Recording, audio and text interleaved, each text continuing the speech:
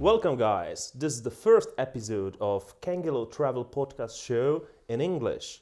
And I'm so happy that I can welcome here Azzat Al-Redouan, who is my friend. And his origin from Saudi Arabia, but he used to live in the US. And now for more than 10 years, he is living in Czech Republic. So welcome.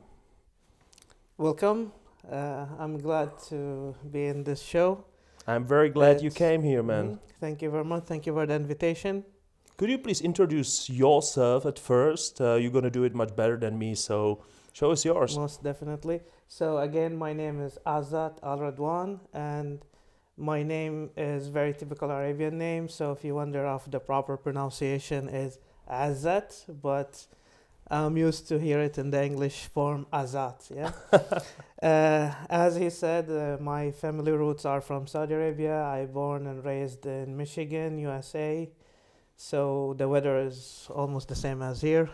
It's just more snow we have over there. So nothing new for me here considering the weather.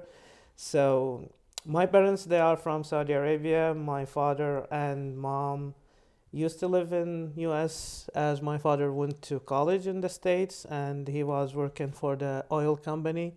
So it's like it is well-known company between US and Middle East. So as he was studying over there and they were married at that time, so I was born in Michigan. I was raised in Michigan and then moved back and forth between Saudi and US based on my father's job. And later on, I became more independent, so I settled in the States in Michigan, where I went to college. And after that, so my goal was to go to medical school in the States and didn't get admission after my bachelor's degree. So I started to search outside of US, and that was my initial story how I came to Czech Republic when I started to look outside of US. And because I am originally from one region and born and lived in one region, so I got exposed to multicultures. So maybe you can see from my accent is not purely American, so I catch more of my parents' accent, especially my father. He has a very strong Arabian accent. About food, so everybody knows when you speak about Middle Eastern, you speak about the traditional cuisine and I foods. just wanted to ask you, and you nicely started with the food. That's something what we really like, Yeah. And just for our fans, in English versions, we're going to speak in the first part about your country of origin, and the second part going to be about living in Czech Republic. Yes. So tell us something about your favorite food from Saudi Arabia or US. What is the best for you? Yeah, so every time I speak about food, I will always speak about the Middle Eastern food. Because everybody knows when you speak about American food, we don't have that much varieties of food in the States. It's mostly what we really have and enjoy is the barbecue. Oh, so, yeah. I had a chance to try your barbecue and I have to confirm that it's something wonderful. So please tell us. Yeah, so for me, I would consider really the barbecue is not the actual American cuisine. I would say it's more of a hobby. So it's more of a social setting. So it is something we enjoy doing. And for me, growing in Michigan is an option of a summer activity only. So I don't get the chance to do it all the time. Okay. And about Middle Eastern food is more of my mom cuisine. So everybody knows moms always have their own unique touch when they do the homemade food. And where I am actually from in Saudi Arabia is the eastern coast, and this is the Arabian Gulf. So this region is really more of also a mixed kind of culture because it's not the southern Saudi, so it's in the east coast. So it's more of a mixture of all these around the Arabian Gulf countries. So even Iran is considered part of this whole cultural mix. So somewhere nearby the Daman? Or Dammam is the capital city of the eastern province. So it is, my family house is 20-30 minute driving from Dammam. Oh, okay. And 30 minutes, let's say, to 1 hour when you put traffic distance driving from my parents' house to Bahrain.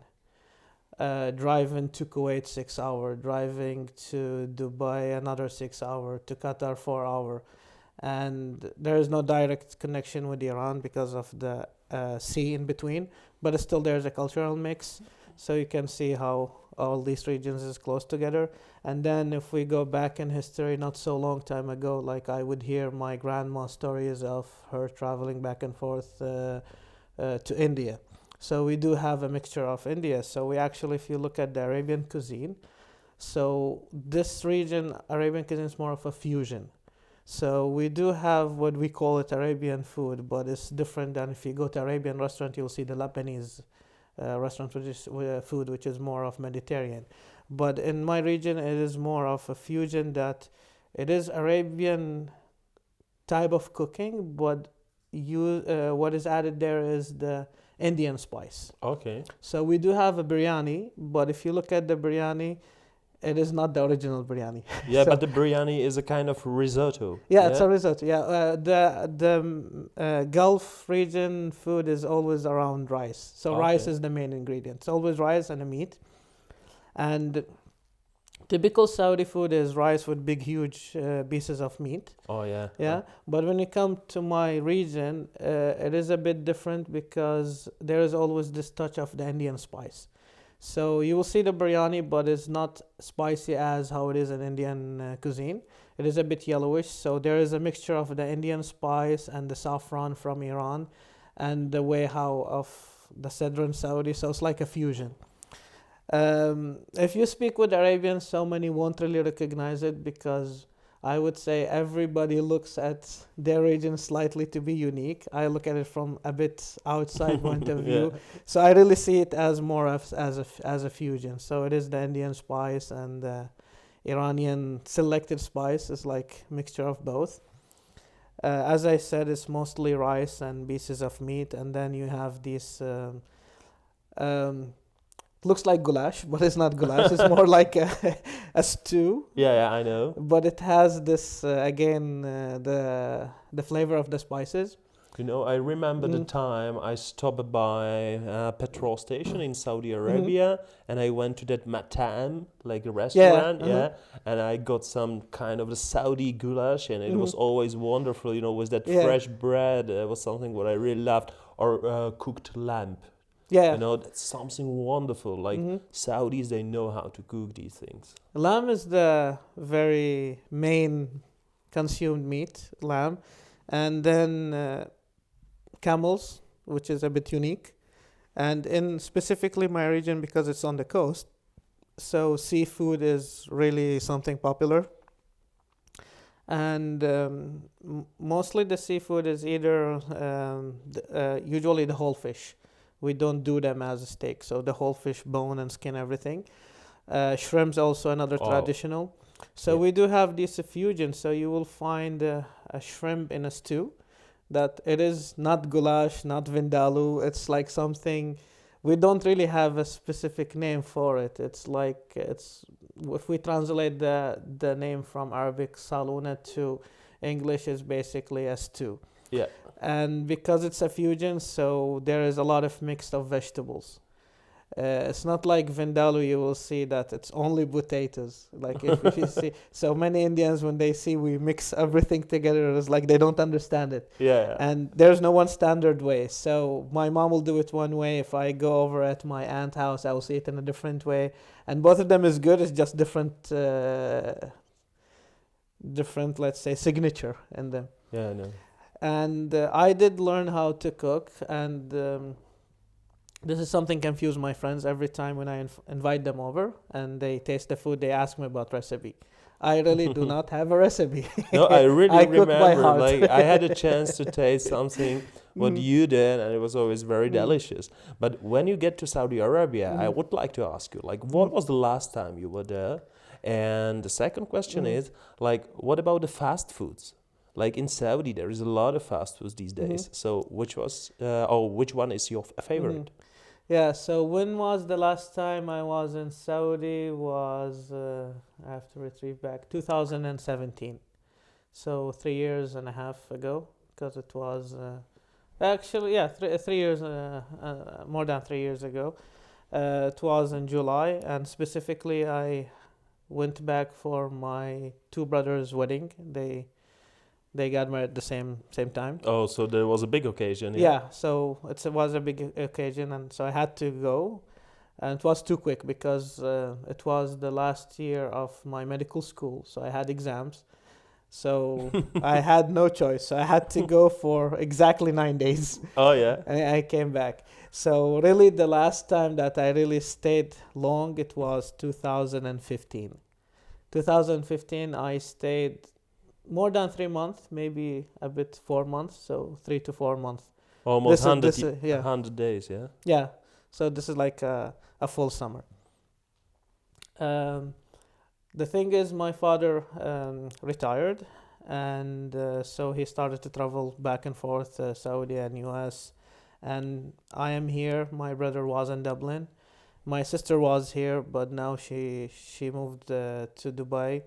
So Oh he's my God, traveling. I'm so Yeah. sorry, but you are so international Yeah, family. exactly. That's so crazy. So my parents are traveling around. So this is also another reason that I don't go that often because my parents comes to me here. Oh, okay, so. I got it.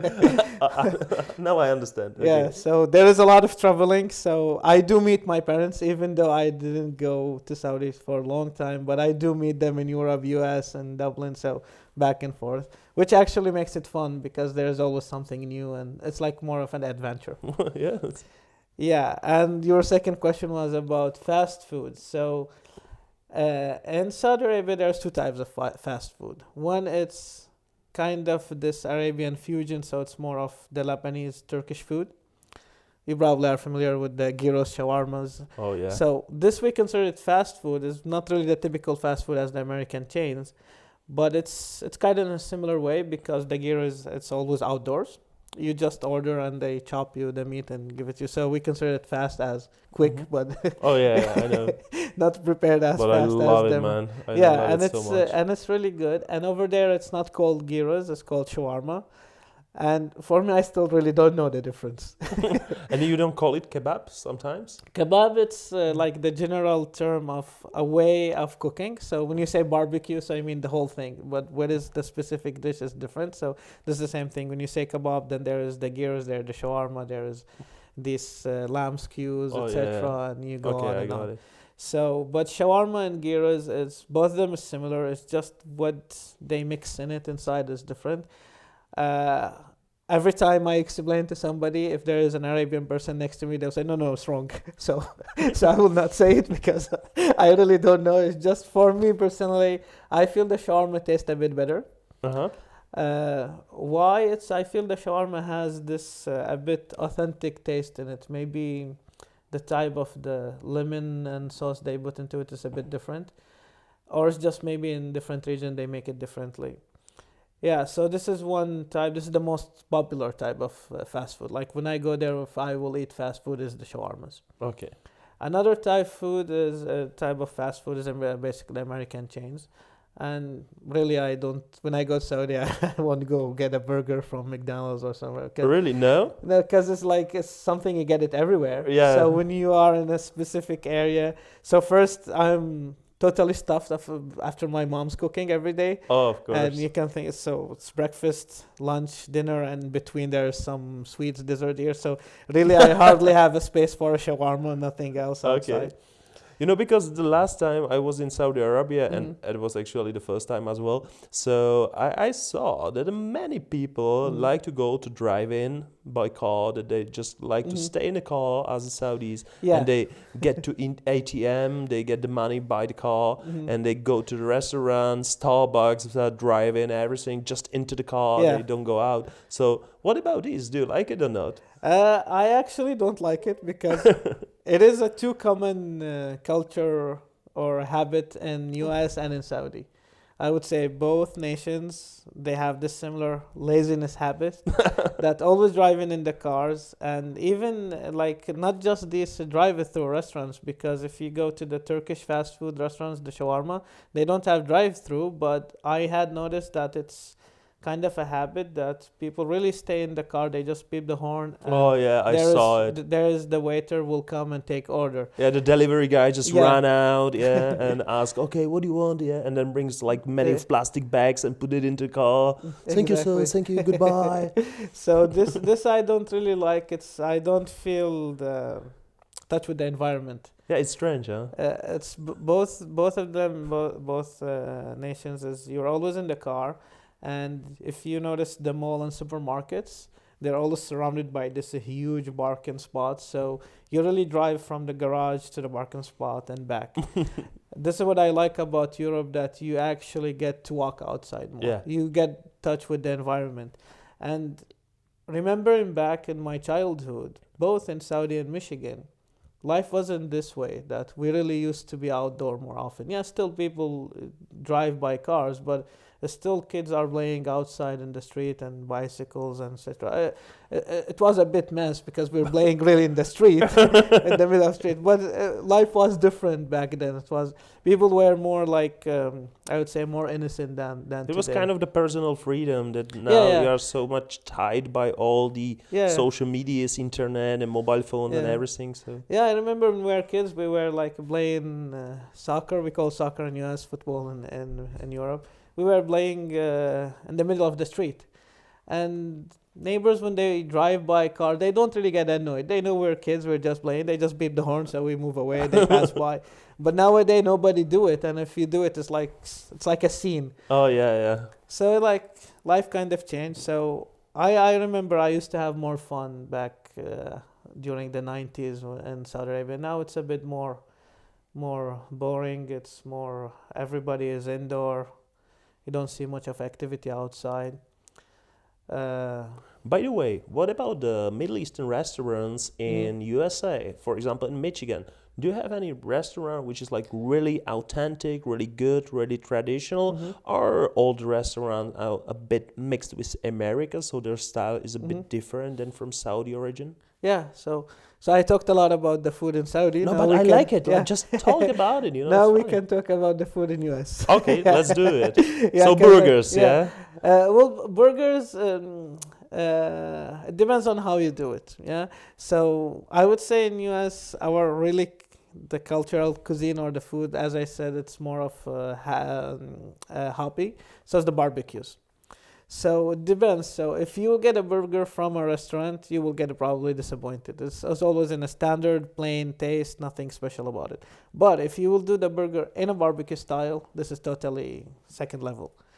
So Okay, tell me more. I Yeah. want to know. so it's really in the States, if you really want to taste good food, is not restaurants at all, really at all. There are these summer outdoor activities where there is this, because there's a lot of these outdoor activities where they do barbecue competition. You can find them on YouTube channel. There are so many of these barbecue chef. They show what they do, etc. So later, definitely send me some Yeah, links. I want to yeah. see it. There is a really famous guy. His name is Malcolm. I always watch him once in a while. But he's from South where the weather is really nice, so barbecues all the time. So when they do the competition, they really do it in a way that, okay, it's not standardized because it's not restaurant food. So they will do it in their own signature. Everybody will do it differently to compete to make it better. So you will see really there is a spiciness in the food. There is this flavor, and they will do it. So in the States, we have two types of barbecues. There is the normal where you just grill on fire, which almost everybody can do. But you can sometimes dry the meat a bit here or there. But there is the professional way where you do a slow cook. And this, like when you get the big, huge chunk of brisket. So it's the shoulder plate, this type of meat here on this side. Clean, trimmed, really lean meat, a bit soft. And you rub it with a rub. So the rub is basically a mixture of spices, but not the Indian powdered spices. This is more a bit herb mix and not blended finely. So when you grill it, it doesn't become like taste as a sand burn or something. So it give it a coat, a crispiness coat, and juicy inside. And the slow cook we cook it really overnight, so 12 hour. So it's really, you have the grill. So the fire is on one side, and on the other side where it is a bit colder. And this nicely, if you get a nice quality barbecue lid, so you'll have the fire away from the meat, and then the smokiness will go around the meat and will give it this flavor. And we add a hickory. Hickory is basically a type of wood. You maybe had smelled it in some type of these old type of whiskeys where they smoke them. Oh yeah, I know. So they have this hickory smell. So these type of meats, these are really the American really tasty barbecue food. Wow, sounds But cool. restaurants, I never definitely tried, you know, no. like please in the summertime Yeah, we yeah, have to do it, you know, that would be definitely, really yeah. cool. Definitely, you probably maybe remember how I had tenderloin. So you can see we do it as a whole big piece of meat. And the reason we do it really big, you can see the difference between Middle Eastern barbecue is always the small cubes. Over here is like big chunk. The difference is when if you have it really big, you can have this nice crispy coat outside, Oh yeah. and the meat is juicy from inside. Oh. If it's small, it will really dry out so quick. Whew, hey man. This is about the American food. Other question you asked me is about how is it with the Arabian food in US. Yeah. So US, everybody knows, is multicultural, but it's multicultural, but in a way that there's clusters of these cultures. So you will see the Arabian town by itself, the Chinatown, Mexicans, the Africans, Native Americans, and then you will see the expat. Also, they are isolated here and there. So you see them like islets. So when you go in the neighborhood of these towns, you will see the restaurants of these towns. So in Michigan, if you drive by Dearborn is a big town next to Detroit. This is the biggest Arabian town in the whole US. And it's really huge, and there it's a big cluster of Arabians, and specifically they stem from Lebanon, Palestine, and Iraq. Some they moved, some they kind of flooded during war, etc. So it's been like an on and ongoing. Yeah. But if you drive there, everything, all restaurants is Arabic, and you'll see even Arabian sign. The same if you go Chinatown, similar thing. So when you go to these towns, you will find an authentic food, really authentic food, because the competition there is high, and is really Arabian kind of settlement and culture. But if you will go to big cities where downtown, and then you will see a mixture of these restaurants, these are, I would say, I wouldn't say fake, but not authentic, and there's no competition. It's more that it's a city, so somebody will really come to the restaurant, but it's not, they don't put that effort. So yeah, it is hard. Like if you are in Chicago in the downtown, you won't find really nice Arabian, Chinese food, etc. But if you go outside of the downtown, where it's called Kidzi Street, it's like a big street, and over there you will pass by these towns. So there, yes, you will see, and they are lined up in a way that really resemble the map. It's like when you drive through, you'll see Iranian town next to Arabian town, next to Jewish town. It's like how they are in Middle East, they are over there. But the difference, they are more friendly with each other in US compared to how it is in Middle East. I have these experience that when these people are living outside in some other country, they live next to each other. Even on one street, there could be a mosque, church, and synagogue. Yeah, exactly. And they all live in peace because they are neighbors and everything's fine. Yeah. They're fine, and there is no differences. They joke about it, actually. Oh, yeah. Yeah, which even makes it more fun. Yeah. You know, tell me more about driving. What about driving in US and in Saudi Arabia? Because from my experience, I remember that driving in Saudi Arabia, my God, that was just a pure hell, but I like it. Well, in both countries, the driving is a bit crazy, and the rate of accident is a bit high. Sorry. Yeah, the difference in US is the police enforcement is a bit strict, so there is a reduction in accidents. It's just because of the strength in the system to kind of control it. In Michigan, the driving is a bit dangerous. That's because of the weather effect. So during this time, the snow is really high. No matter how much they clean it, there's always these trucks that will move it on the side, and there's always these big blocks of salts that will melt it. But it's too thick that even if it's melting, it's still falling at the same time. So really, when you see a car accident in Michigan, it's always drastic. Sometimes 100 car in an accident on the highway. Oh. It happens a lot, and I had a car accident myself. It was 2001, so really long time ago. It was the same thing. I was driving from college and crossing the bridge on top of a highway, and these bridges, they are everywhere. And these bridges, because they are crossing up, so they are a bit colder than the environment down, so they're always slippery. And many of the accidents happen there.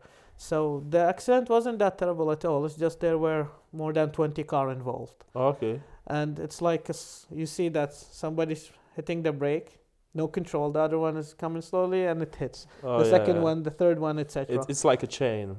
It's like a chain. So the unlucky person who gets squeezed by more cars, these are who get affected. But people in the So it tail, wasn't not your so mistake at the beginning that someone just... No, somebody in front of me has the brake on.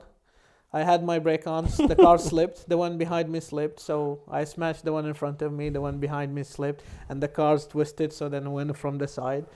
And the damage wasn't that big. It's just one after another. And you cannot stop the episode from happening. And did all of you try to solve it somehow, or you just Yeah, say, always, okay, it's fine, let's go? Because in Saudi Arabia, Yeah. probably all the people would say, oh, it's fine, let's go. Yeah, this is a big difference between the two countries. What happened in US, because fixing a car is very expensive. And once you get an accident, the police must come. This was number one. That's the second thing. The insurance need a full proper report. So I remember that accident. What happened before the accident's finished? The police is already there because it was a slow about 3 minutes with the action. The car is sliding. So the police came, and because it's more than 20 cars involved, so they managed to have us lined up on the side by the first car, second, etc. So then we know, so in the report, which car first, which, etc. And each person gave their insurance. So you have your insurance card, so everything is registered.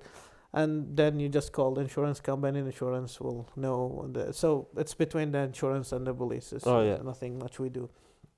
But on the other hand, in Saudi, what causes accidents in Saudi, it's, I would say, too much reckless driving. So people are really adventurous when it comes to... It's like Speed and Furious. Yeah, exactly. Both countries do love cars, but I had noticed in Saudi the love of car, it's more extreme, to the point that even me, when I drove in Saudi, I do it the same way. It's like you get this encouraged that you have this highway like in the middle of the desert, and you just step on the pedals and you just keep on going. and the thing is, you never know what might happen here and there. So a lot of accidents is actually, you would say, it's a fault of drivers here or there. And the thing is, now things are changing. So now the insurance is mandatory, etc. But back then the insurance wasn't mandatory, and fixing a car is very cheap in Saudi Arabia. So when an accident happens, if the damage is very minor, so the two-person, they will just say it's just fine, as far nothing serious happened. It was just touched. Yeah. But if the accident is severe, usually, sometimes depends. Sometimes you will meet two nice people that they will agree who fault was it. So the person in fault will just say, I will pay it. And the other person will trust. And that's it. It's solved. But sometimes there will be a conflict. When there is a conflict that both disagree who fault was it, then you need to call the police to sort it out. And usually it's not, usually people are a bit, if the accident happens inside the city, people are a bit nicer that they know at least each other, so it's always usually settled. When the accident happened on a highway or in a big city here, where is the problem? They don't know each other, and there is a bit conflict too. And also it depends if the person, he owned the car or not. And in Saudi there's a lot of the foreigner drivers. So if somebody's driving the car, not owning the car, this is a problem. So really a police need it here, because it's a different situation. If you compare the speed cameras, how is it in US and in Saudi? Because when I was in US, I didn't drive a car, so I didn't get in touch with speed cameras. But in Saudi, I did, especially around that roundabout, the big highway roundabout around the Mecca. Because as me as a foreigner, I had to just go all around. I couldn't go through the city. And I remember that around the highway around the Mecca, there was more than like 12 speed cameras. And I was like, oh my God, These speed cameras is something newly implemented in the system. So really at the time where I spent more time of my life in Saudi, at that time cameras didn't exist. So this is why at the time I was at the best time where you can do adventure with the car, nobody will know about it, unless you get into accident. Of course. But nowadays they implemented these cameras. I saw a few of them in my short visits and I heard about them, but they are more and more almost everywhere. But in Michigan there is no cameras, and Michigan is more of police hiding in certain spots. And in US, really in Michigan, when you drive, I can't imagine driving 5 minutes without seeing a cop. Always, every 5 minutes, you will see a policeman here, there, or there. And they are drinking a coffee and having a donut. Yeah, that is true. So they are everywhere, and they're always monitoring this way. Okay, from a driving, let's switch to an alcohol. What's your favorite spirit? Well, my favorite spirit, this is a hard question because it's a long list. Okay, let's do it. Well, in US, definitely my favorite is tequila. Okay.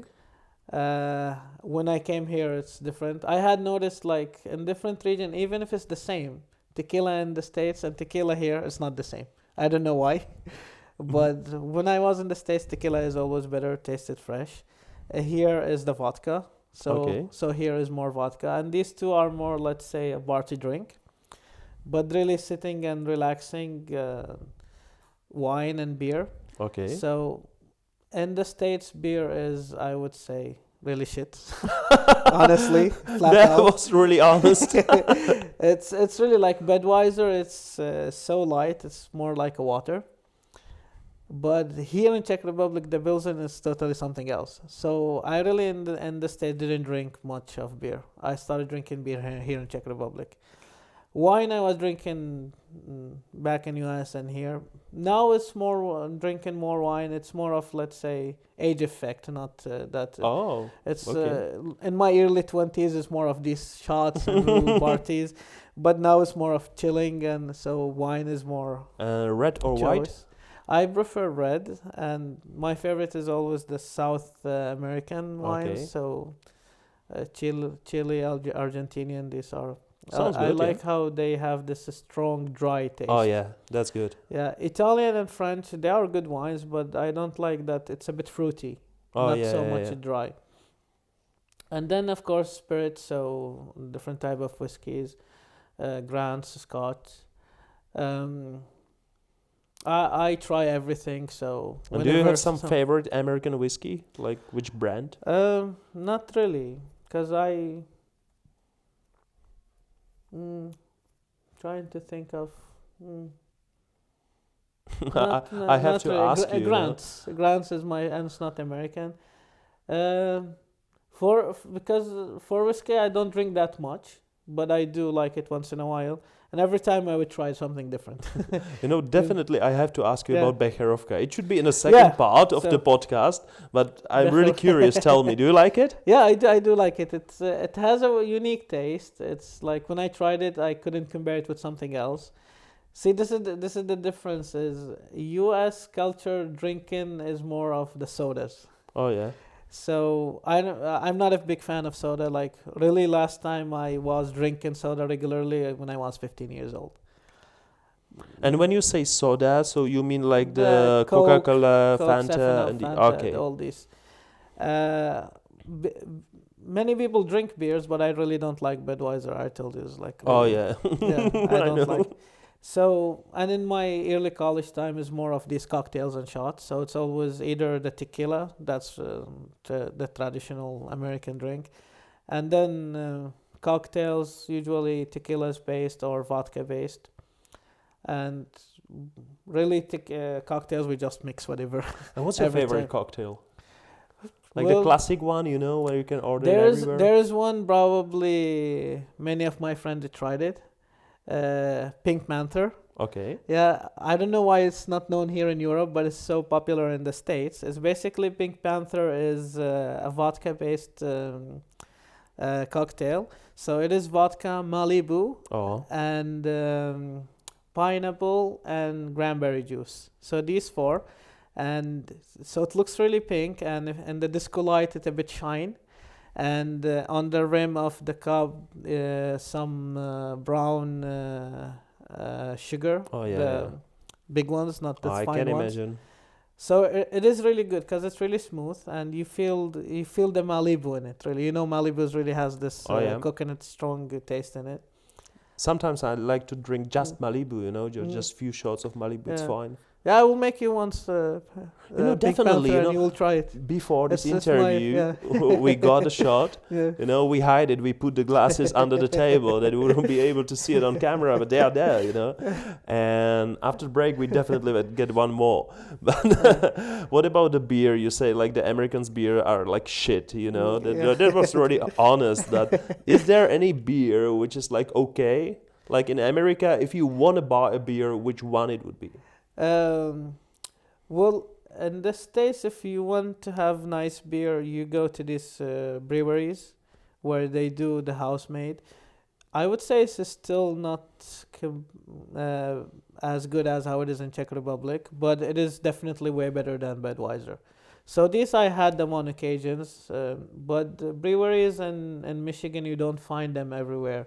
And they're always, you have to drive to them. So it's not something like here you just walk by and stop here and there. So this is one thing. Another thing is the most popular of these canned imported beers is Heineken. Heineken there is I wanted to ask you about the Yeah. Heineken. So yeah, when I drank some beer in the States, it's always Heineken. And Its origin is Holland? Holland, yes. Oh, Mm. yeah. It is very popular in US. You find it in all restaurants. And I remember I used to, when I buy them, usually these, we call them baby bottles, but they are really big. I don't know why baby bottles, they are really, really X-large bottles. And mostly the beer goes well when you're barbecuing. Yeah, because when you're doing a barbecue, you don't want to get drunk. And we kill are it. back here, you know, Yeah. back the barbecue. Yeah. So yeah, I'm starting to remember more and more. Actually, I had a lot of Heinekens with the barbecue. Oh, yeah. Because I when you believe so. barbecue, you want to go slow with the drink. You don't want to get hammered quickly. And red wine is more like of an indoor kind of drink, so it's not like an outdoor barbecue. So, and also another drink now I remember, the Fresco. A Fresco is basically, Oh, yeah. you know, it's a tequila based. So this, yeah, Fresco, that was one of my also favorite drink. By the way, I just found out that we start to speak to each other and we are just talking for kind of a long time, and I didn't put the clock here. So I don't know for how long we are speaking right now. Philip, how many minutes we have for the first part? 40 minutes now. Mm. So up to you, right? If you can speak under 10 minutes, or you can take a break now. And how many minutes? 40 minutes. 40 minutes. Okay, so let's continue, and we were gonna like finish the first part, Yeah, sure. and then we're gonna have a break. Yeah, So most definitely. Wait a second. I just wanted to something. We're gonna cut this. I just have to get it on my mind. Too bad I cut the discussion. That's Sorry for fine, that, but yeah. I wanted to know how much minute we Yeah. have. Oh yeah. Yeah. And by the way, when we start to compare the US and Saudi Arabia, Mhm. the thing which I just found out that is similar is that every time you go into the big shopping mall, you can see that they sell the XXX large of something, you know? Yeah. In Europe, we are not used to it. But if you go to Saudi or US That's market, you true. always find a big XXXL family pack. Yeah. Like, that's crazy, you know? True. I would say Saudi Arabia and US. So like when I hear stories from my father and grandparents, life before 70s was totally different. So totally US and Saudi, they are totally diverge away from each other. But then after the oil revolution and the industrial revolution, a lot of things came from US to Saudi. So all this you see, the car industry, the car streams, this whole culture of driving, it's really Americanized thing. So you see it a bit similar. And then the same thing before this time, you won't hear our parents talking about restaurants. That time they don't really even exist. Maybe there's here or there, but mostly it's something you cook at home. Even weddings, I remember when I was a kid in my cousin's wedding, they cook the food so the huge big pots, they really cook it. And still these videos, you can see them on YouTube and some photos on Google's, like part of the culture and the tradition. But then all these restaurants and chain, all these things came from US. So if you look at a mall in Saudi Arabia, it's really a replica of malls in US. The only difference is the malls in US, they are a bit old from the 80s time. So you see they are more practical in a way, a bit economic. But then when you look at the malls in Saudi, well, Saudi is more rich country. So you will see the malls are really decorated in fancy ways. So it's less practical, more fancier, I would say. So, and as you said, everything is in a X large packs. And in these two countries, so first, the way of shopping is always you go by car. So this is a difference than in Europe. So when you go by car, you have the space in your car to really bulk. So you are ready to do a big shopping. Big shopping. And the other thing is families in Saudi Arabia are big in number. So my parents have only 5 children. So me and only? Compared to Saudi Arabia. So this is why I said only, because compared to Europe, it's a big family, but compared to Saudi Arabia, it's a small family. So it is me, 2 sisters, 2 brothers. But my aunts, my uncles, they have more, so it is normal to have 8 to 12 children. It is going less and less. So for my sister, she has only 3, but you can see if you have 5 children, so you need to bulk more. So this family size also come as you have a bigger size of family. The other thing is houses are bigger, so you have a huge kitchen. So you have a storage in the kitchen, so you always store stuff. So I always have these big bags. And the US marketing system, they're good at advertising. So a lot of these big bags, if you look at it, you will save money if you buy it.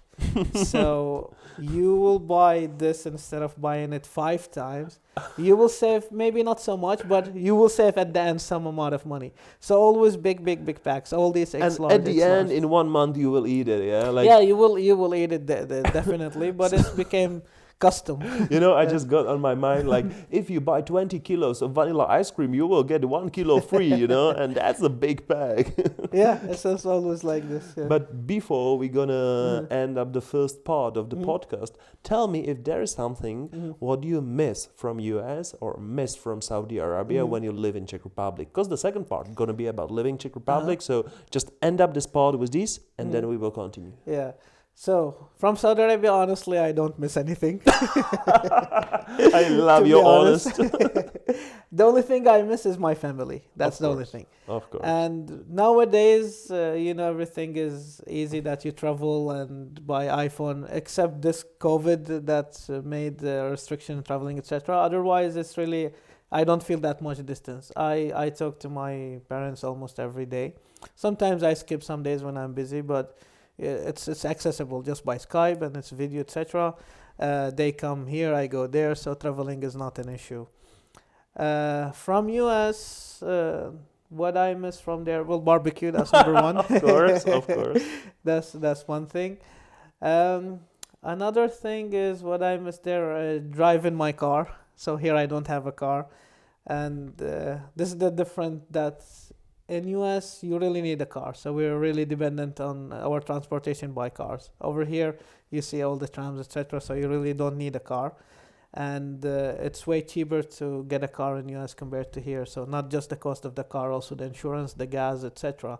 So this is something I miss. I used to have a Chrysler LeBaron 1994. It's a convertible. Mm-hmm. So I used to enjoy it in the summer. I just cruise around, etc. So this is something I Ideally miss. so, yeah. Another thing is, well, the same thing, my friends over there. Oh, yeah. Yeah, but I don't have this so much, let's say, nostalgia or homesickness. I don't really feel it that much. Okay, Yeah. cool. Maybe because I traveled a lot around, so I'm accustomed to be away. Yeah. No, but that was really funny when you say from Saudi. Nothing. You heard the first part of the new English version of the Kangelo Travel Podcast. So let's see the second one. Here we go. Here we go. Second part of our first episode, Travel Kangelo Podcast is here. And my guest is Azzat Al-Redouan. And we're going to speak about the Czech Republic and how is it to live in. You say 12 years, man? Yes. That's crazy. That's a long So- time. I lived here in Czech Republic for 12 years. Soon it will be 13, actually. Wow. It's actually going to be 13 in May. Woo. And when In May it will be 13. when you decide to live in Czech Republic, like, was it you Mm. just drew the dot on the map of the world and you hit the Czech, or how did it happen? You know? Yeah, so this is a very long story. Go and on. it's the question that I hear on a daily basis, actually. Ever we since go. I lived in Czech Republic, always I hear this question. So the thing is, as I said in the earlier part, that in the States I was doing pre-medical, and Mhm. so it's a biomedical science bachelor's degree in order to get into medical school. So the system over there required bachelor's before going to medicine. So I did that. I applied. I got 22 rejections. I applied it in a row of 2 years, so it's really difficult to get to medical school in the States. Now I look at it that I feel I was lucky because otherwise I wouldn't come here. But you're the doctor and you do PhD, yeah? Yeah, now I'm doing PhD. So at that time, then I had no choices, either two options: either stay in the States and change my career, which I didn't want it to do, or the other option is just basically the world is big, just look outside of US. So I started first looking at English-speaking countries. I didn't like the system of UK. The university system is a bit, the level not matching how we do it in the States. So I didn't really apply to UK, so other English countries. Same thing didn't go smooth. So then I started to look at European countries that offer English programs. So I heard about Czech Republic, Charles University. Honestly, at that time, I know nothing about. I know there is a country called Czech Republic. Didn't know much about Charles, but it got attract me somehow because the information I found it online, and there is an agency in New York that cooperates with Charles University. So I applied through it, and I decided to come based on my admission. And here where the fun started. Okay. Because I remember that it was a frustrating time for me and for my parents as well, because it's 2 years of continuous rejections from medical schools. And finally, the good news, I called my parents. I told them I found an admission. So they were excited and they said, "Oh, where?" I said, "Czech Republic." My father said, "You mean Czechoslovakia?" I said, "No, Czech Republic." He said, "Yeah, Czechoslovakia." I said, "No, Dad, it's Czech Republic." And then my mom heard. She said, "Oh my God, you're going to Russia." I said, "No, Mom, this is a different country." You can imagine how back in 2008, really, Americans, Arabians, they don't really know much about Czech Republic. Now everybody knows Czech Republic, but back at that time, and it's not so long time ago. Like, I mean, of a span of 10 years, Czech became really well known. But at that time, it's really not And so much. because of what, you would say? This is one of the things that I like about Czech Republic. Through the time I lived here, there is a dynamicity of changes in Czech Republic. So Mhm. every 2 years, you see there is growth in the country. Kind of There's- progress. Yeah, progress. So it really gets attention and attracts people. So really, Thank through you. times, we see you start to hear more and more about Czech Republic, and then Trump, his one of his ex-wife was Oh, Czech, yeah. so it became more and more popular. So suddenly yeah. Americans start to know there To is know a Czech what is- Republic, yeah. no Chechnya Yeah. anymore. Yeah, because my first 5 years in Czech Republic, it's an endless argument with everybody of my friends and family that it is Czech Republic, not Czechoslovakia. But now everybody knows it's Czech Republic. So then I decided, okay, I will come here. Before I came, I searched online about Prague. The funny thing is, the first thing I saw when I searched, the Darling.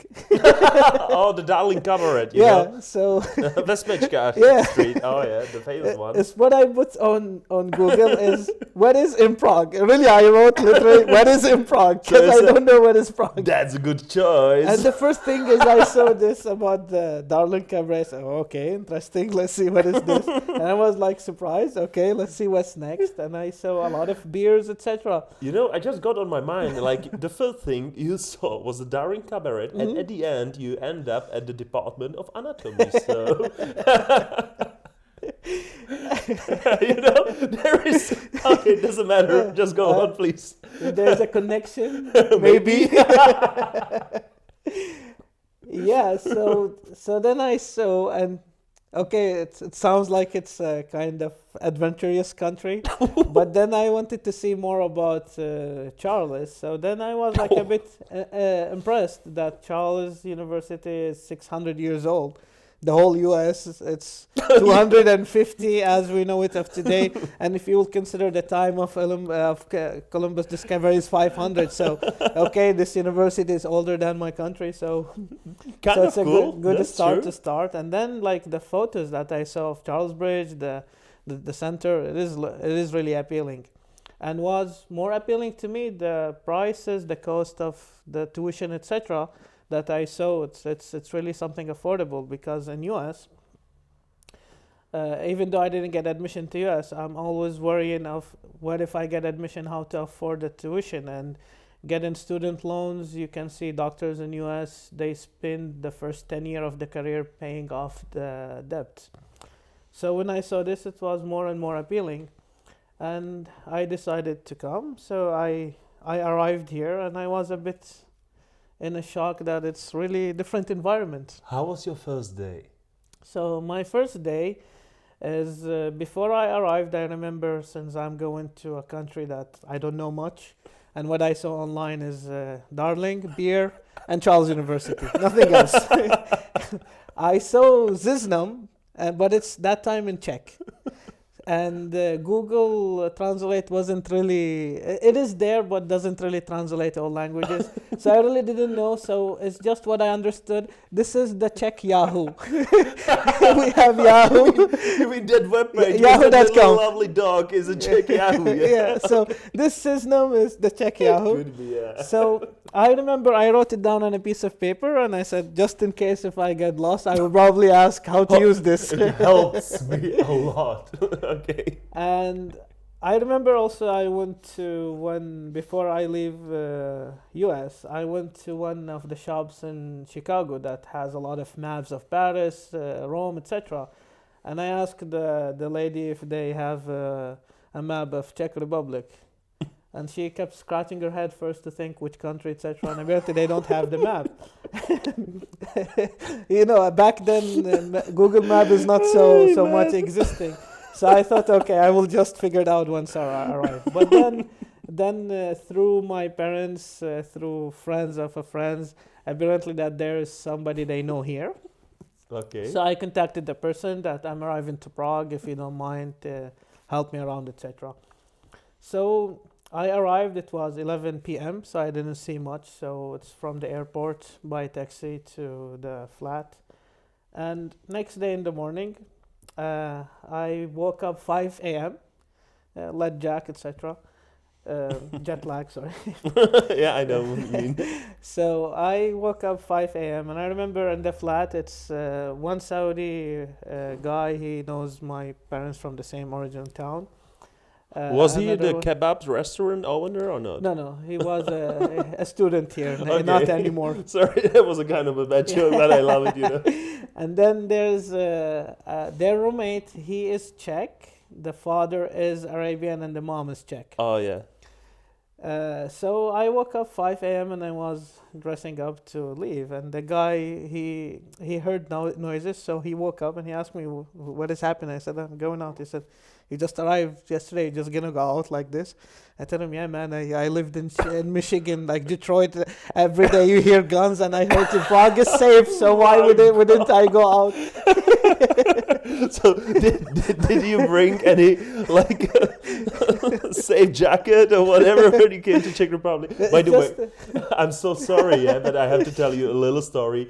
A friend of mine, she's like around 70 years old, and she's from Canada, and she's really lovely. She's amazing, and she told me like, a long time ago, when I decided to live in Czech Republic in Canada, I bought the book guide. It was from 1975, and I read there that Czech Republic, they don't have the plastic bags. So around 2005, when I moved to Czech Republic, I brought a whole suitcase of plastic bags. And when I realized that in Czech Republic it's all over, so I felt a little bit stupid. But in the book guide from 1975, there was written that the plastic bag is a kind of a gold in Czech Republic.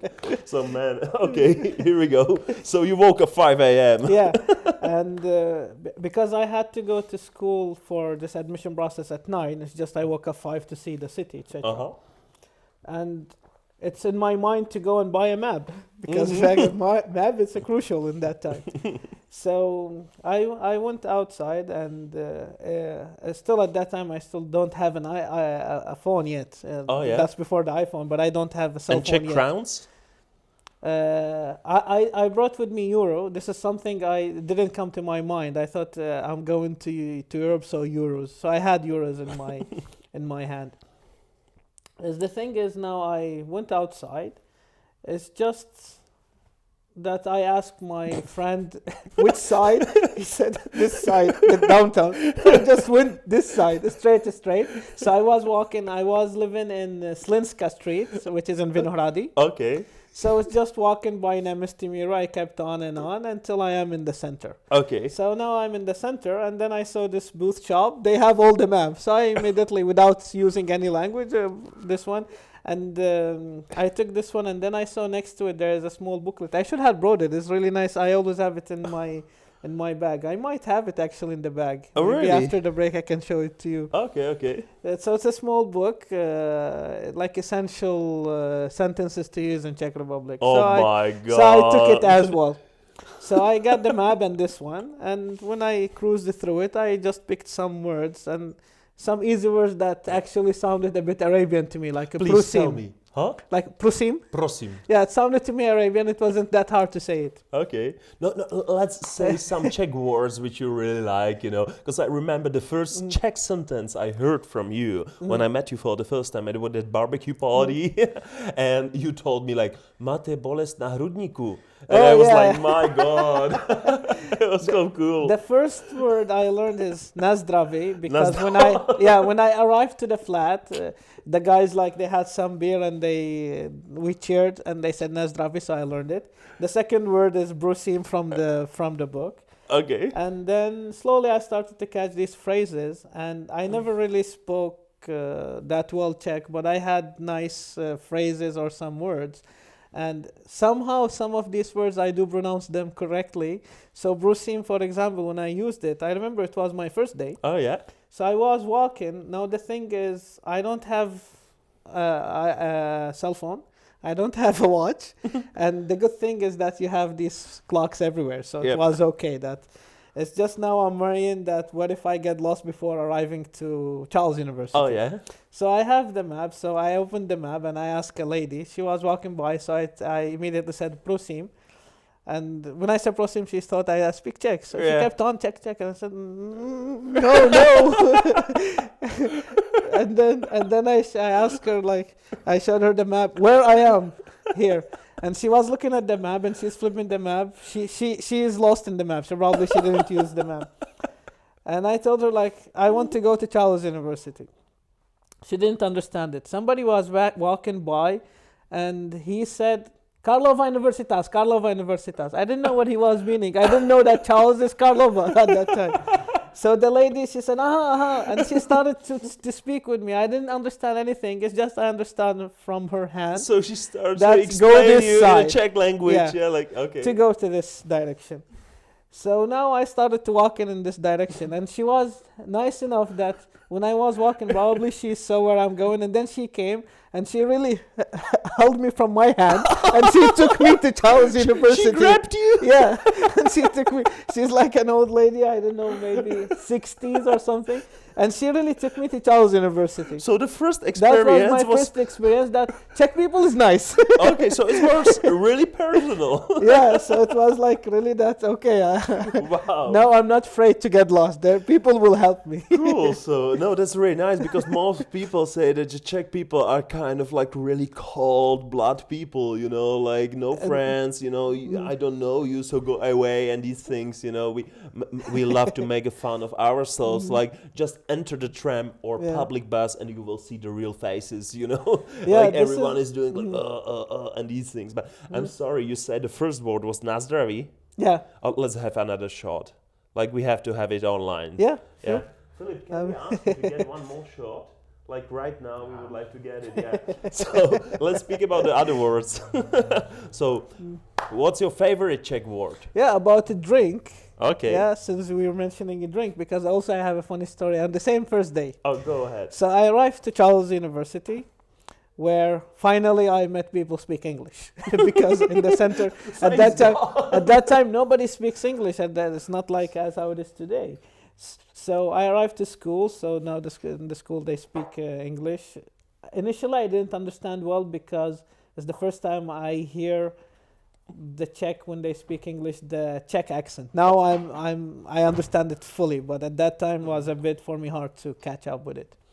Okay. So Wow. No, but definitely we have to keep it in record, you know, like on the YouTube, Spotify, Apple Podcast, wherever we're gonna have a shot. This is the first shot in a travel Kangelo history podcast. Oh my God, I had some shots. Okay, here we go. So guys, na zdraví. na zdraví. Ciao. Wow. So that was really wow. It's a Tatrati, 72%. So it's a really strong Very one. nice. Wow. Okay, let's come back to the topic. So, is there any Czech word which was really difficult for you until now you are not able to pronounce it correctly? There's a lot actually. Like it's an endless. But I would say most of these words that have the letter rže, because I expected Yeah. somehow. for me it's not a letter. For me it's a sentence. Not even a word. It's a full sentence. I remember when I started to learn Czech, my first lesson in school. Yeah, when the teacher went over the alphabetics. So etc. And then when she said rže, I started to make fun. I said, no, teacher, this is not a letter. This is a sentence. Okay, so tell me any word which has r. I would love to hear it. Well, Jarđehu zibudi brad. What? Jarđehu zibudi brad. Poděbrat, Jiřího poděbrat. Yeah. Yeah, I got it, sorry. And this is something funny. I think all expats know this, and maybe a lot of Czech know this, that we international expats living in Czech Republic, we do not use Jarđehu zibudi brad. We call it JZP. JZP. Yeah. It's funny, I never heard it before. Yeah. Like, Any expat here in Czech Republic, when you say let's meet at JZP, they know what you mean. okay. But tell my me. Czech friend, when I said to him on the phone, let's meet at JZP, he said, what? JZP. JZP. And I was like in my head, you're Czech, you don't know JZP. And he kept laughing like, why you guys invent such a term? So cool, you know. I have to tell you, like a few days ago, I met a guy from, I don't know, he was from Mexico maybe, and I spoke with him for a while, and he told me like, just 1 week ago, I was in KH. And I say, KH? What's a KH? Kralova, Radis Karlova. No, Kutna Hora. Good, no, okay. And I was like, KH Kutna Hora? It's so funny, you know. So JZP. JCP. I'm gonna use it. I'm gonna use it for sure. Okay, so JZP. Is there any other shortcut? Or shortcut? Can I say Shortcuts. Yeah? Shortcuts are abbreviation. Okay, because I wasn't sure if I can use this word in Yeah, English even you for the can. shortcut, like the word, not just the short road. Colloquial, you can use it. Okay, okay. So Mm. you're better in English than me. So, Mm. but okay. Mm. What's another word which you like? You know, for pivot for sure, but Another word that I know or I don't know. it doesn't matter. Tell me. Well, a lot of words, but mostly my vocabulary is medically oriented because when I in Charles University for medical school, the first 3 years we learned Czech. Honestly, for me, when I first arrived to Czech Republic, I came in the intention to finish medicine and go back to US. So my first, let's say, 3 to 5 years, I really, let's say, my attitude and how I planned my future is to go back. So I didn't pay attention to Czech language at all. So I was in class, let's say, the joker, making fun here. Oh there, yeah, I know. and I really didn't learn the language in a proper way. So I just memorized sentences to use in the clinic. So this is why I first time I met at Mate Bolesna Hrudi, I can go on with this like. It was so funny man the time, and I was eating the hot wings you did on the barbecue, and you asked me like Mate Bolesna Hrudi, and I was like, what the fuck, man? That was so good. About this, I remember once I was in a restaurant, and the menu, it's easy for me to see it. So there is the soup of the day. So I asked the waitress in English, what is the soup of the day? And because she wasn't able to say it in English, so she said to me, just wait a moment, that she will ask her colleague. So they were discussing, and in the discussion I heard they said jaludik. I said, oh, rozumím. And she was looking at me and she was mad. She thought that I understand Czech and I'm forcing her to speak English because in her mind, like, how come a foreigners know what is jaludik and does not speak English? And then I had to tell her that because I got medical school, so I know all these organs. And then I started to list to her the organs in Czech. And apparently that I know more than her because a few of the organs that I said, she doesn't know what is it. That's so cool, man. That's so cool. You know, by the way, when you say the story about the restaurant, you know, one friend of mine, he tried to learn the Czech, but he do many funny mistakes. Like, for example, he was in a restaurant. It was kind of like a Czech local restaurant on a small city, in a small city, and he wanted to ask about the močník, like a kind of the cake, you know, a baked cake, you know, močník. And he asked the waiter, like, máte močka? And it was like, močka sounds like a urinal, you know, like moč. You know? And močka, močník. It was just a funny situation. And he did another funny mistake when he asked, like, do you have nákladní hermelín? But nákladní means like a loading, and nakládaný means something difficult. So, yeah, I love this, you know. So please just continue. Tell me some other funny Czech words or what happened to you, because I love it. About Czech words, there's actually a lot, but most of my funny stories was when I first arrived. You know, yeah, of course. The beginning, but then by time I got adapted. So part of most of the funny stories are actually the first day. It's like the first day was the longest day for me. That's how it is. It's always the best. Yeah. Because I remember after I arrived to Charles University to admission, etc. Because I took the admission test back in Michigan through the agency in New York. So when I came, it's just to get the results, etc. So they told me I got admitted. So it was the happiest day in my whole life. Imagine after 2 years, finally I'm in medical school. So I started walking around in the center, and I was like kind of shocked how the lifestyle is too freedom compared to US, because in US we say it's a freedom country, but you cannot drink in your even backyard. Yeah. Oh, really? Yeah, in Michigan you can't, and unless your neighbors will not tell on you. Oh, yeah. It's different when you go to California, Florida. These are a bit liberal, but when I saw here that, especially back 2008, I feel there is more freedom than now. um, I've a bit more restriction now compared to how it is before. But I was like, I see people drinking outside, so I just got admitted. So I immediately bought a bottle of vodka and drinking vodka on the street. It's like something I never fully. able to do it. You know, man, actually, I have to tell you that that's something about Czech Republic which I purely love. Because just 2 hours before we met, so I just rolled a joint, and on the way to a tram, I smoked it. That was actually the reason why I came later, because I just missed the tram and I just got on the wrong tram. So that was the reason why I had to wait you for 10 minutes. But, you know, I just smoked a joint on the road. You know, the people were passing me, and no one cares. You know, it's okay, and that's something what I really love about Czech Republic. You know, hopefully my mom won't listen on this kind of podcast, but let's go on. You know. Yeah, so I was like happy, excited, and also tired because jet lag, and I woke up 5 a.m. So now I'm walking toward going back. I remember the museum, and I remember this is the direction. So I walk. By the time I am behind the museum, I then got lost again. So I saw a guy, he is African from Ghana, and I asked him if he knows this street. I immediately saw him, so obviously he will speak English, and he gave me direction.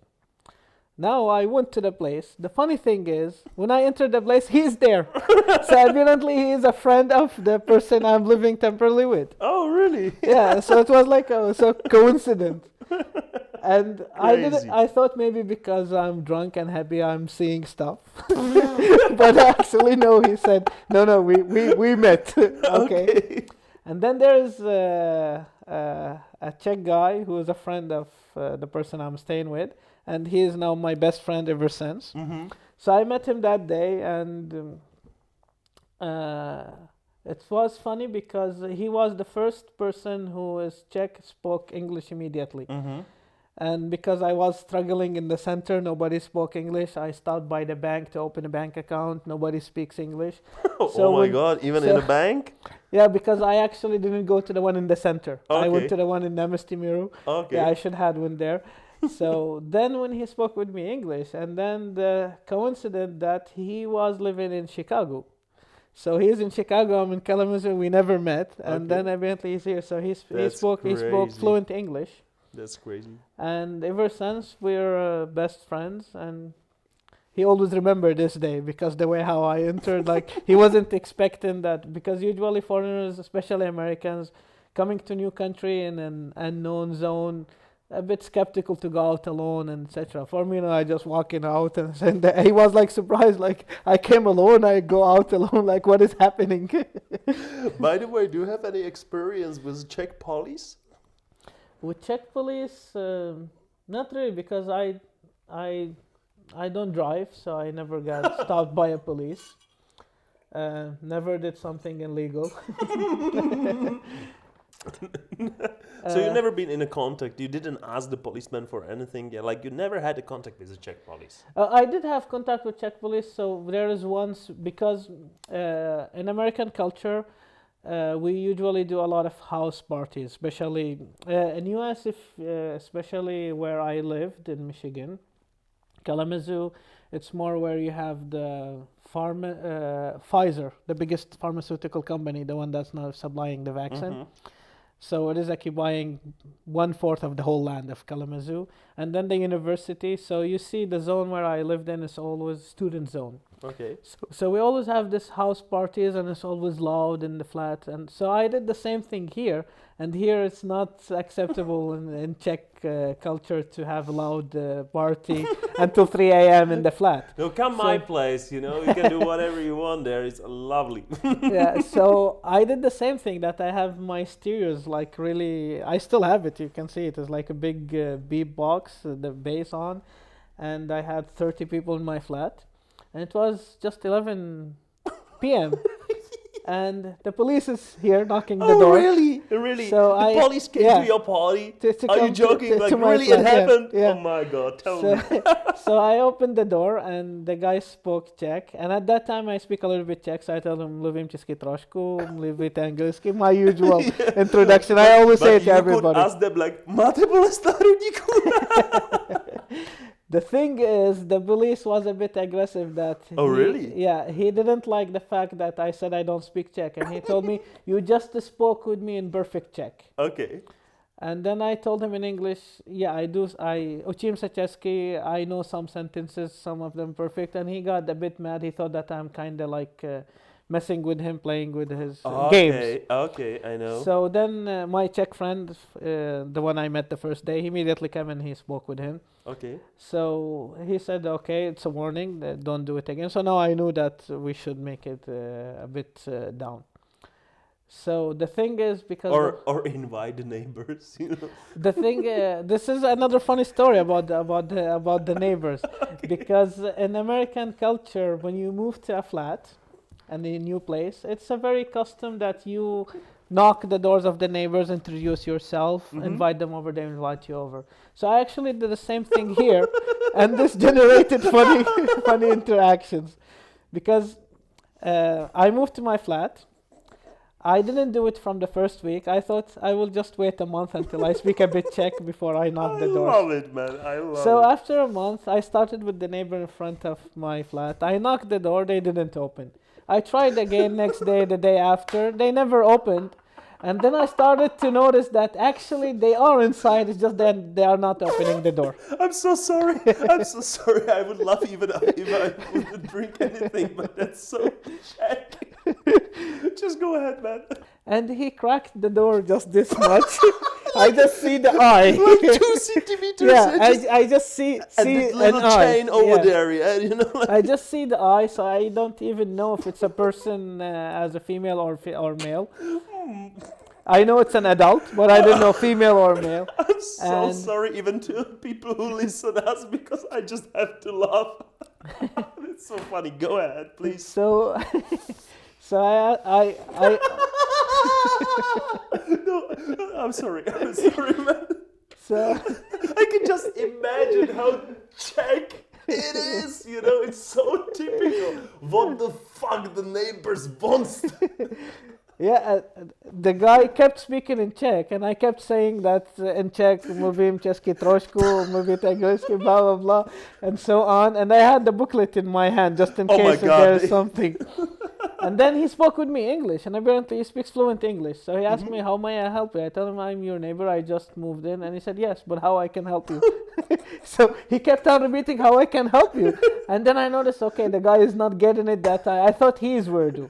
So okay, and then bye, etc. Now, the other neighbor, the same reaction. They opened the door and they were like a bit surprised. So now I started to get it, that it doesn't seem like, so I thought it sounds like in New York. You don't introduce yourself to a neighbor. So I stopped it. And then, like, after maybe so long, that evidently that are some of my neighbors that are expats, but I didn't knock their doors because the one closer to me, they already didn't welcome this interaction. So I didn't do it to the rest. And then after meeting more and more expats, actually I'm not the first one who did this this mistake. Oh. Welcome to Czech Republic, man. This is why a lot of people say Czech are rude. I found this at the beginning.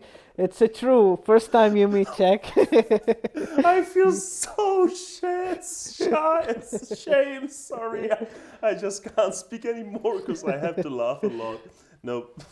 So that was the kind of the first neighbor experience for you. Yeah, it is, and actually, I had noticed it. So my first day, I met always nice people welcoming from the beginning. It was my and suddenly luck. Reality. And then I started to see that, and then by time I started to understand Czech culture more and more. So now I really understand that Czech are not really rude as how expats think.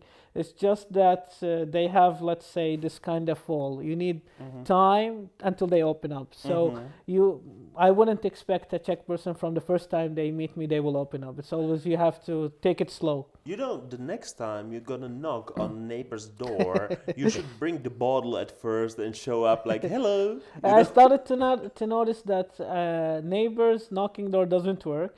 But if they are outside having drinks and I'm having drinks outside, things goes different in different direction. Like the balcony to balcony. Yeah. I started to notice like at night time when Czechs are drinking, they are more open to chit chat with others. Okay. And in the same this story is my father when he first arrived here, because he's also accustomed in US. In US, if you ride a bus or if you just walk in the street, whoever walks by, you either say hello, what's up, hey, hi, how are you? Mhm. It's fine.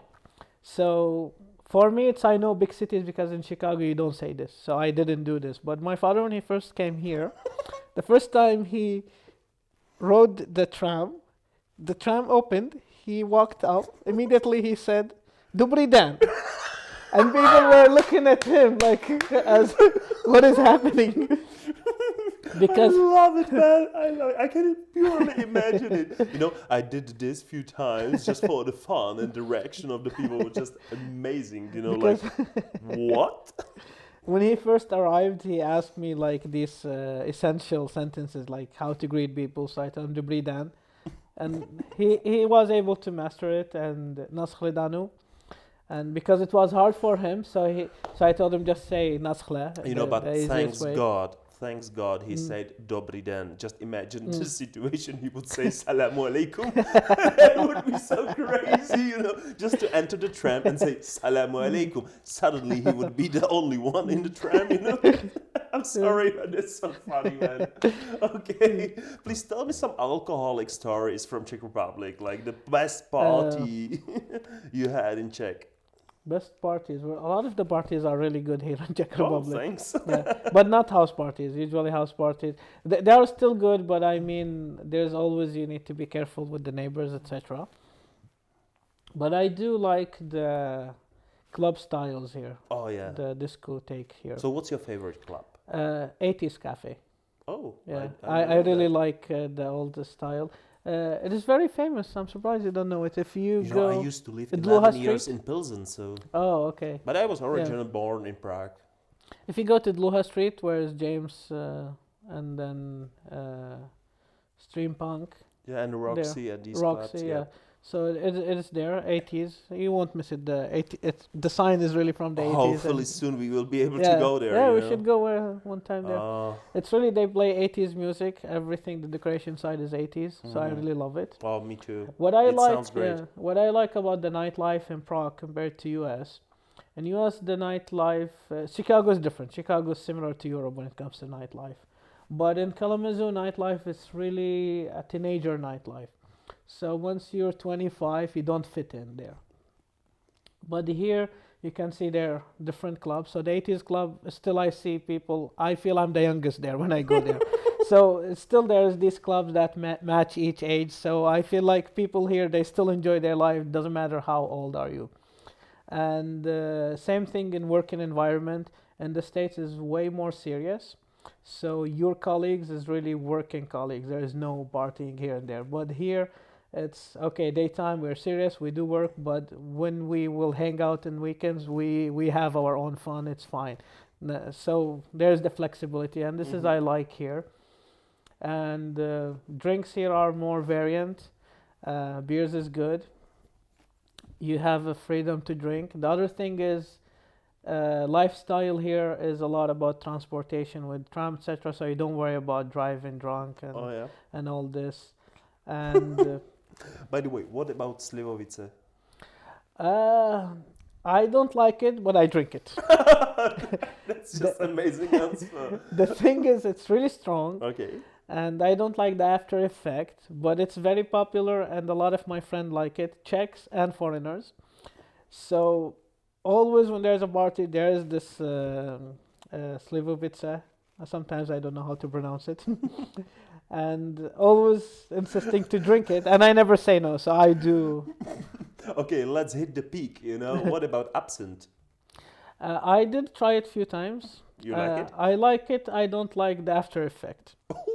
Yeah, because with alcohol, these drinks, etc., even if I get really wasted, I still remember what I did, what I didn't do. I still have control.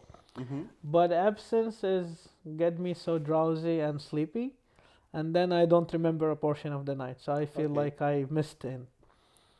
I do like it when I mix it with other drinks, etc., but not a big fan of it. Okay, so here we go. We have an absinthe. What would you mix it with? I really don't know what I mix it with because every time I did different mixture. I did it with tonic. Mm-hmm.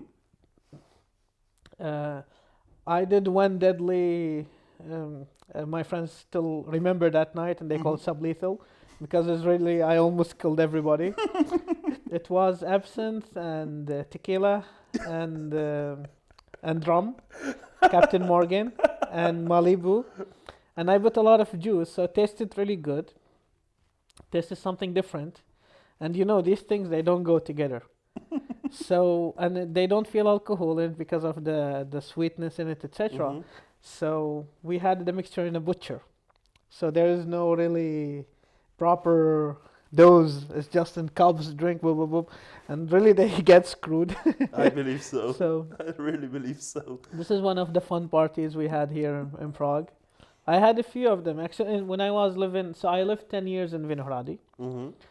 before I moved to Stodulky. Mm-hmm. So I had more fun in Vinohrady. Vinohrady, it is the city center. And a lot of my friends, they came over more. But now in Stodulky, I feel outside of Prague, hardly friends comes over. But actually, the COVID time doesn't matter where you live. Everywhere is bored. So, okay.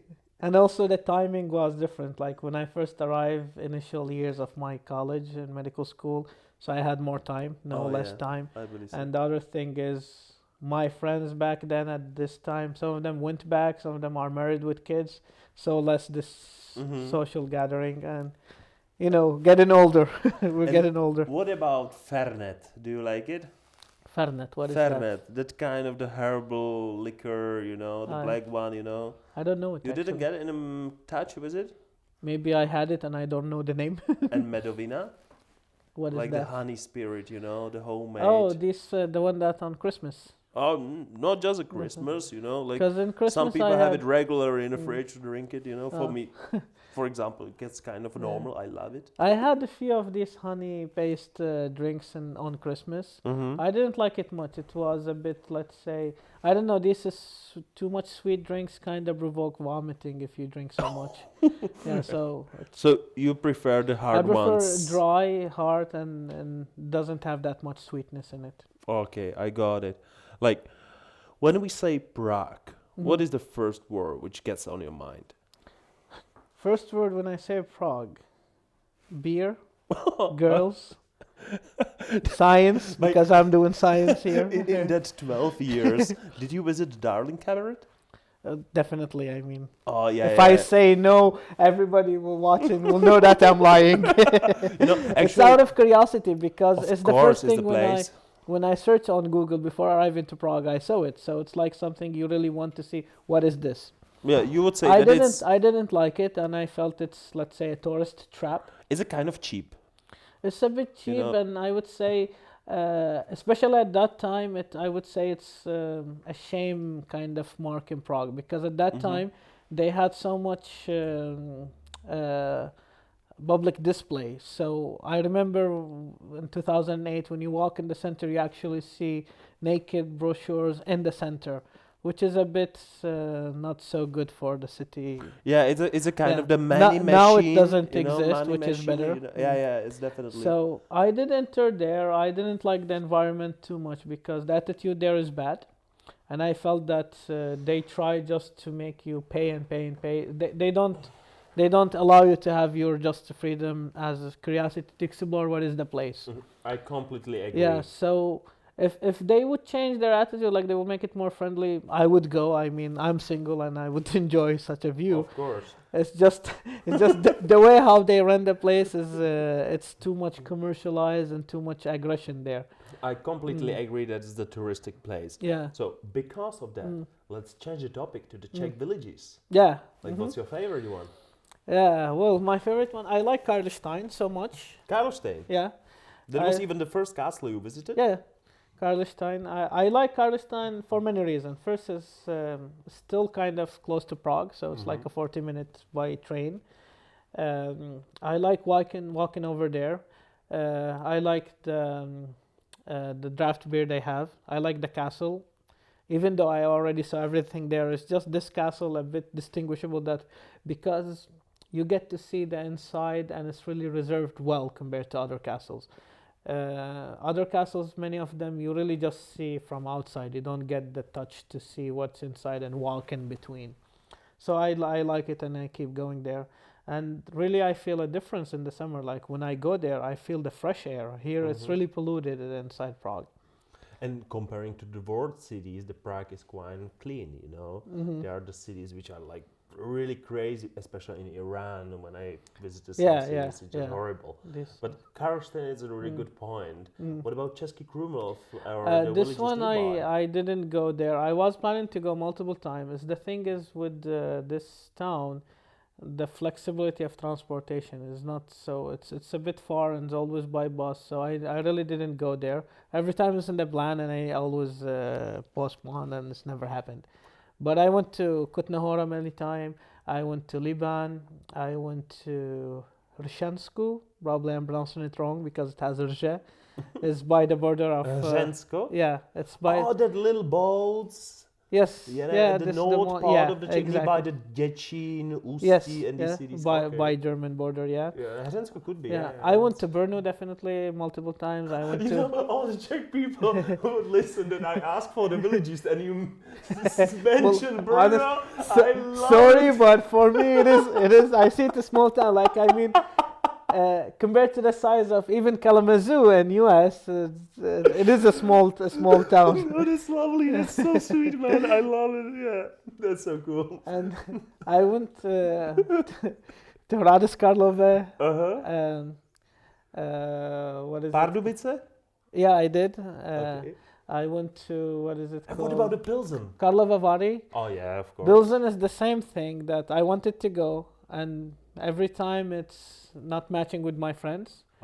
And most of my friends, they saw it already multiple times. So when I ask them, let's go to Pilsen, they say, no, let's go to this place. So I will go with it. I know. But definitely, you know, the Pilsen is my city. I spent I will definitely go. Definitely. Yeah, we should go together. Over, show me around. Have to go there. Definitely. Just to drink a lot, eat a lot, and enjoy the city at all. Wow. It's always...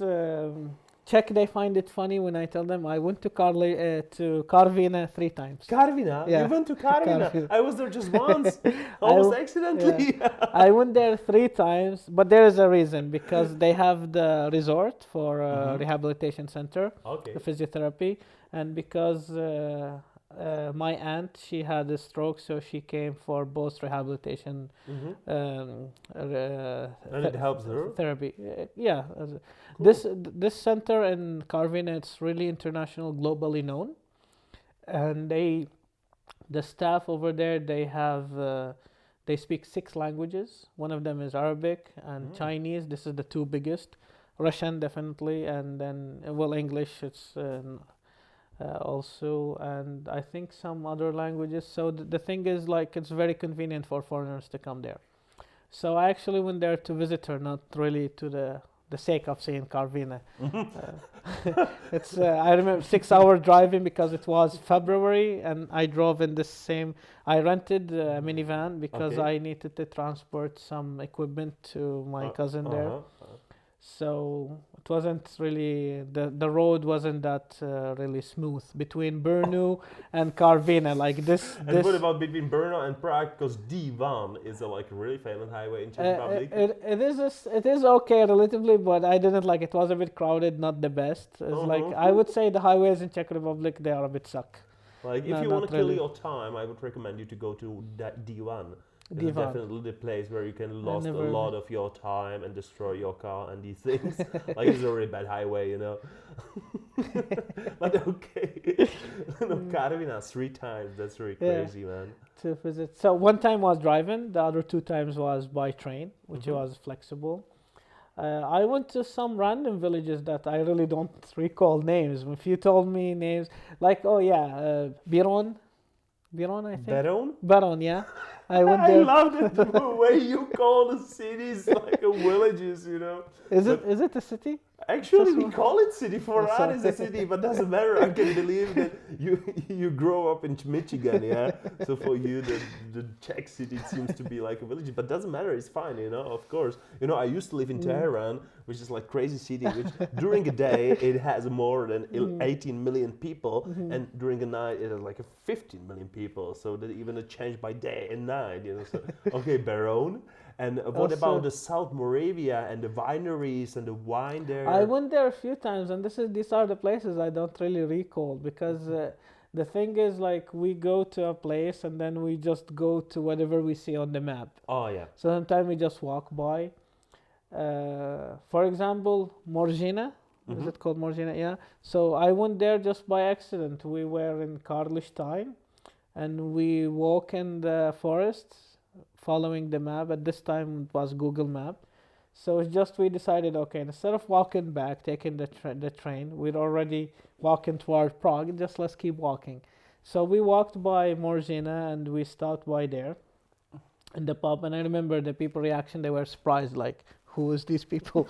So they were talking with us, and they spoke English, so this is a good thing. It's a bit weak English, but I understood them, and I mixed speaking with them Czech, so it was mixed. And they were actually surprised because I spoke a little bit Czech, and they were like happy. So yeah, I remember they were like surprised, like how expat is just here in the middle of nowhere. The same thing in Karvina. When I first arrived there, I remember we had a lunch in the cafeteria, so when I was ordering, I ordered in Czech. When I ordered in Czech, the lady immediately, she was like calling her colleague, "Počkej, tam, česky," like he speak Czech, and I was like, what is the big deal? I hardly said one broken sentence. But what do you order? What do you say that time? It was, I think. Just say it in Czech, please. I would love to hear that. I don't remember what it was. It was a cafeteria, so there is like kurjetsi, the chicken, and rýž. Kurjetsi, rýž, mali, brambory, neumačka. So I remember like something like this. And do you know chlebiček? Chlebiček, yeah. Do you like it? Not so much. I love your honesty. Go ahead, man. I don't feel that it has a special taste, like a bit plain. Okay, yeah. Somehow I can agree, but with krabi pomazánka, it's fucking awesome, man. Do you know krabi pomazánka? That fake crab sauce, or how should I call it? Pomazánka. Yeah. Doesn't matter, That's a kind of a good chlebiček, but okay, go back to Karvina. They came like 3 staff from the kitchen, like if I am an amusement to them that I spoke Czech, and actually I was so proud that, I really speak Czech.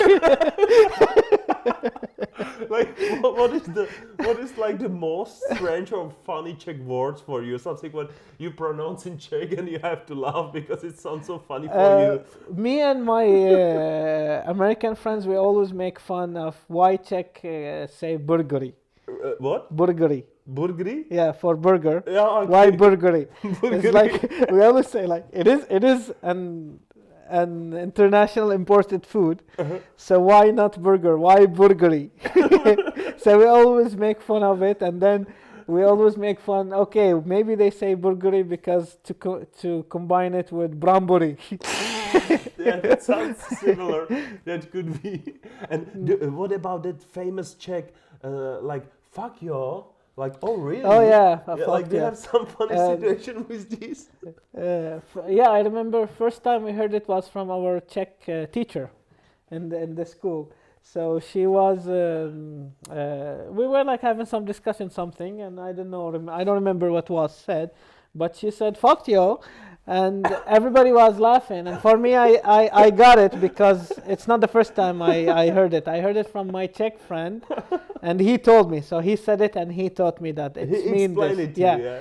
So now that she said it, and I'm the only one who knew what does it mean, the other of my classmates, they were like shocked, like she is cursing. And I didn't say what does it mean. I said, yeah, she is cursing. What's your favorite rude word in Czech language? Bardele, do bardele. I hear it all the time. The bordella, okay. Yeah, I hear it all the time. I hear sakra. you heard it all the time? Like, Yeah, the word bordel, you hear it all the time? yeah, it's very common. I hear it. Actually, I have to agree. It's very common. Like today, when I try to fix my coffee machine, I use it many times. Okay, we are almost at the end of our podcast. But, tell us, like, the story when you really said, like, the moment in Czech Republic when you said, like, oh my God, why I decide to study here? That's such a crazy country. What was the most terrible moment you had experienced here? It never occurred, because when I came here, slowly by time I started to develop more love to Prague. And I remember by 2012, 2014 is the time where I really decided, okay, I am staying. And really definitely when I said I'm staying is toward my graduation. And then this is the time where I started to regret not learning Czech at the beginning. Because it was easier if I did it at the beginning. You can see that I remember the phrases that I learned them at that time. But now it's many factors. As the thing is, I got accustomed myself and adapted to live in this way where I can understand people and they can understand me without really the pressure of learning the language. I managed to live long enough by using these phrases. And the other thing is now I don't have much time as how I used to have back then. So it is hard. It's like, it's not that I don't want to learn it. It's just I am unable and there's so many obstacles.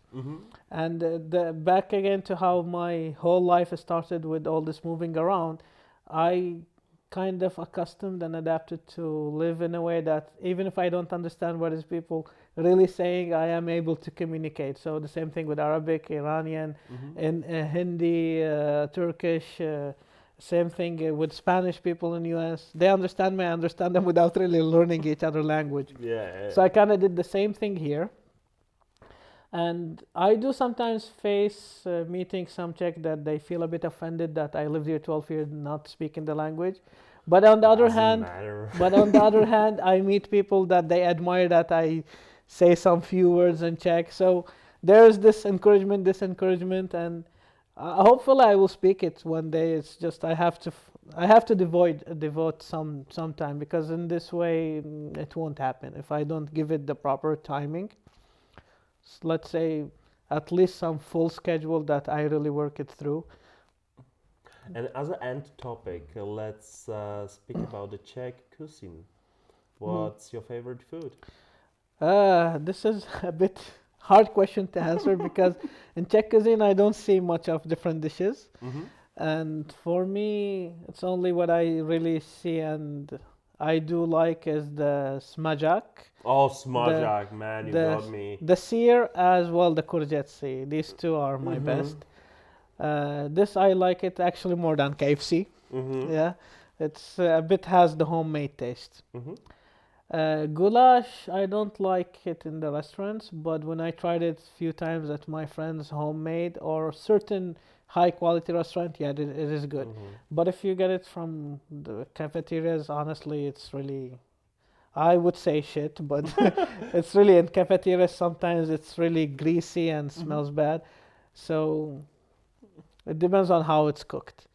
And then other food like for example, karbanatki. Do you like karbanatki? I don't know it actually. Like when you saw it, it's like kofte. It's like the minced meat mixed together with some herbs, and just fried. Never tried it, or maybe I did, but I don't recall what is it.